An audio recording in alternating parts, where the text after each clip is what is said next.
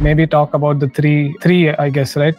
You have 3 tiers or so, and how the second tier differs from the first, and perhaps. Right. Yeah. So I have 3 tiers. One is the Ultimate, then the Ultimate Pro, and then the VIP. The general way of looking at the difference between these 3 tiers is basically how much of it is like actively supported by myself and my team, right? So as part of the Ultimate, both the Ultimates, right, Ultimate and Ultimate Pro, you are expected to watch, the video sort of recordings. I'll obviously be there in the weekly, group coaching calls and things like that. As part of the Ultimate, you have a few one-on-ones that you get. But the approach there is, it's more of like a consulting thing, right? Like where you have questions, you come up with questions, I answer those questions, and that's the end of that interaction. And then there's the next call where, again, the same thing over and over again.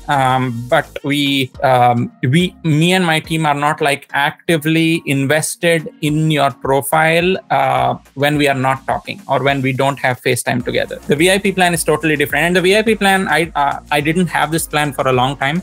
It's a very recent addition. And the reason I added it was because a lot of people, especially working professionals who took the other 2 plans, started saying that, hey, can you offer something that is a little more premium? That's fine, but you and your team can help us directly instead of us going and watching lessons, because that's what they found was worth their time. And that's the reason I launched the VIP plan along with the other 2 plans. And the key feature of the VIP plan is that my team and myself are involved all the way until you get your green card, even when we are not talking. So we have a portal that we manage, your entire sort of progress through. We assign you action. We decide and assign you action items. We have one-on-one meetings, and then we come up with very crisp, actionable items there. And then you can, create questions and assign me those questions that I can reply at any point in time.